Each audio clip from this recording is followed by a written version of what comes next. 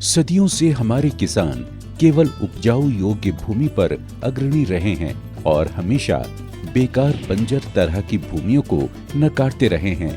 लेकिन जनसंख्या के दबाव और शहरीकरण के कारण किसानों को अच्छी उपजाऊ भूमि की कमी हमेशा खलती रही।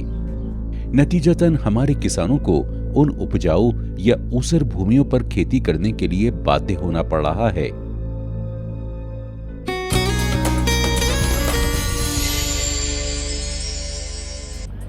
ऐसे ही एक किसान हैं रोशनलाल मौर्य, जो उत्तर प्रदेश के जिला प्रतापगढ़ के गांव छाछा मऊ के रहने वाले हैं। इनके यहाँ की मिट्टी की दास्तान भी कुछ ऐसी है।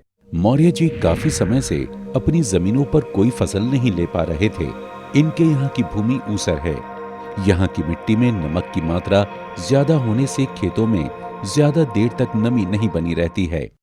भारतीय कृषि अनुसंधान परिषद के कृषि तकनीकी अनुप्रयोग संस्थान कानपुर के अंतर्गत कृषि विज्ञान केंद्र प्रतापगढ़ के संपर्क में आने के बाद इन्होंने गांव के अन्य किसानों के साथ ऊसर भूमि को उपजाऊ बनाने का प्रशिक्षण प्राप्त किया और इस भूमि पर जीरो टिलेज मशीन द्वारा गेहूं की बिजाई के तरीकों की जानकारी भी प्राप्त की। प्रशिक्षण प्राप्त करने के बाद ऊसर भूमि को कुछ हद तक जिप्सम इत्यादि द्वारा उपचारित कर उपजाऊ योग्य बनाया। तत्पश्चात वैज्ञानिकों द्वारा बताए गए तरीकों से जीरो टिलेज मशीन द्वारा यानी शून्य कर्षण मशीन द्वारा गेहूं की बिजाई कर उसे धान की बची हुई पुआल द्वारा ढक दिया गया ताकि नमी बरकरार रहे। इससे इनकी गेहूं की फसल में जल्द ही अंकुरण फूटने लगे, शीघ्र ही फसल पनपने लगी। हमारे गांव छाछा मऊ में हमारी काफ़ी ज़मीन उसरीली है, इसलिए हम कृषि विज्ञान केंद्र प्रतापगढ़ गए। वहाँ पर कृषि वैज्ञानिकों के माध्यम से प्रशिक्षण लिया। उस प्रशिक्षण में हमें जानकारी मिली कि धान की सीधी बुआई भी हम करवाते हैं, तो हम उनके माध्यम से अपने खेत में, उसरीले खेत में धान की सीधी बुआई कराए।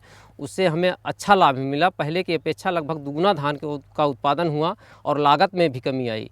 इसके बाद हम जीरो टिल से, जो शून्य कर्षण विधि से गेहूं की बुआई होती है, उस बुआई को भी उसी खेत में, धान वाले खेत में हम करवा रहे हैं और उम्मीद है, हमें आशा और विश्वास है कि हमारी गेहूं की फसल भी अच्छी होगी, हमें उत्पादन अच्छा मिलेगा। आज इनकी ऊसर भूमि में गेहूं की फसल लहलहा उठी है, जिससे इनका विश्वास फिर से एक बार जगमगा उठा है। आज ये अपनी सफलता से बहुत खुश है।